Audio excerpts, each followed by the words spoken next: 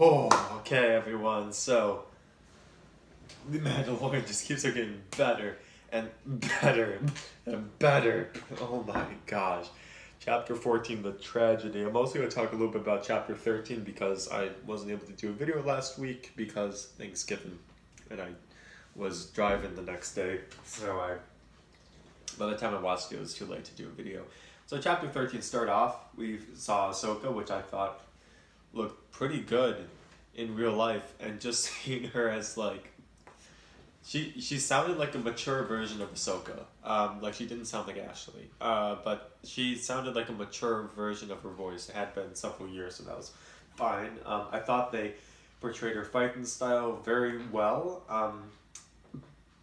She was great, and then seeing the Beskar go up against her lightsabers, that was super epic. Like Beskar is OP.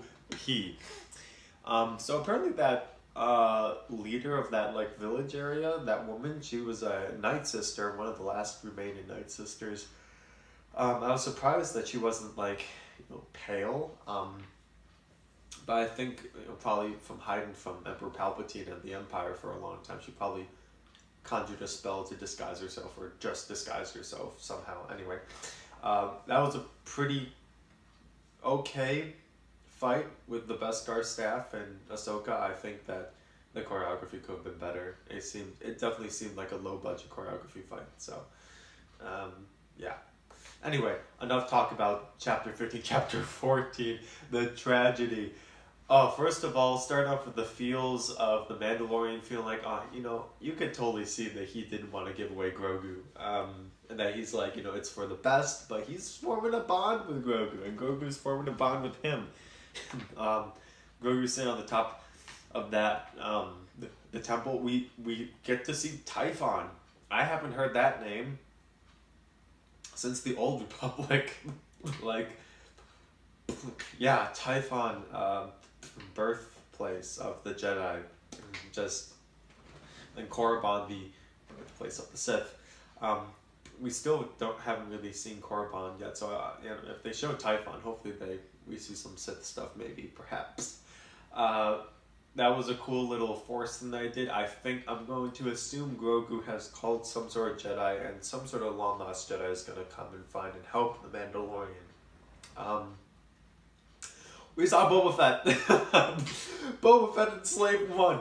And I'm not quite sure how the storyline works, but when Boba Fett approached the female sniper, I do not remember her name, when he approached her, he was wearing his armor because of the heel clicks and the boots and the cape.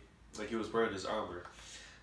So somewhere in between saving her, oh wait, maybe he pawned off his armor to get supplies from the Jawas to fix her. If that was explained in the episode, I totally missed that. But I do remember her showing the inner workings of, herself. Anyway, stormtroopers. There was like this not a leaked image. There was like this person going out for a hike somewhere out west, and they saw a bunch of filming equipment and stormtroopers in like this desert area with all these shrubberies and stuff. That was that scene. That was that scene. That was, in fact, season 2 Mandalorian filming going on, and so when I saw that Typhon place, I was like, oh, this is that one picture we saw, like, well, that was months ago. We got that leaked image from some person. Anyway, that was an epic fight. The Mandalorian coming in and fighting, and then we get to see Boba Fett in his armor, and we actually get to see him be a BA bounty hunter finally. That was just beautiful seeing him in that, and that huge metal staff, oh my gosh, that was like Chirrut Imwe stuff, but like super, like just hyped up. Whoever got to do the acting for Boba Fett was amazing because he sounded very close to Jango Fett. Like, voice was very uncanny. Like, it was very close. And man, to see the different parts of his suit being used and the gun twirl, oh my gosh, and just seeing him in the Slave 1 again, man, that was just great. Oh, so flipping amazing. Just hands down beautiful. What else? What else? There's so much good stuff in this episode.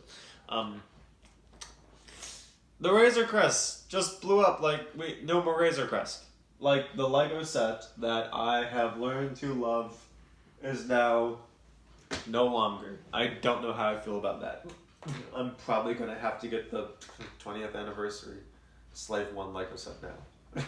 Because we're going to be seeing more of the Slave 1, not the Razor Crest. I'm so upset. The Razor Crest is such a good chip. They just blew it up. I'm not okay with that. But, oh, there it goes. We got to see Dark Troopers. That was cool. Dark Troopers. Oh my gosh. They looked menacing. I'm looking forward to see how that plays out. And then Grogu was just kicking butt on 2 stormtroopers, and Moff Gideon was just like, ha ha ha. And then we got to see the Darksaber again.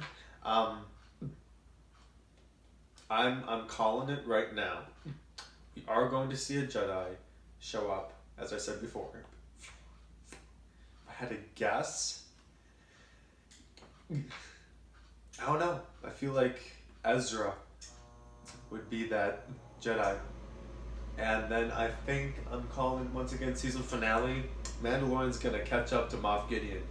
But you know where that's gonna lead him?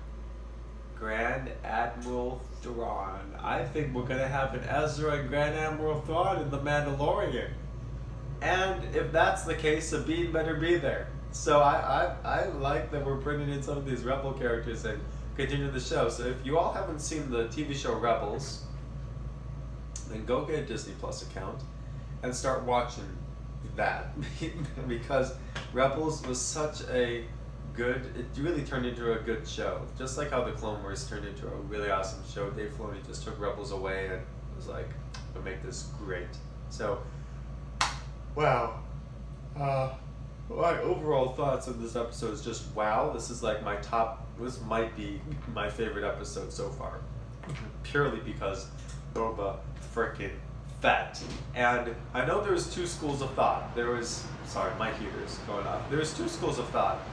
The one school of thought was Boba Fett and the Mandalorian have this showdown and fight it out. And then the other school of thought, which I was in that school of thought, was they meet up and they find a common enemy and they work together. I like, my Lego box are falling. I like that they're working together to get back Grogu. And then we saw Cara Dune at the end, who's gonna help, and now she's a New Republic Marshal.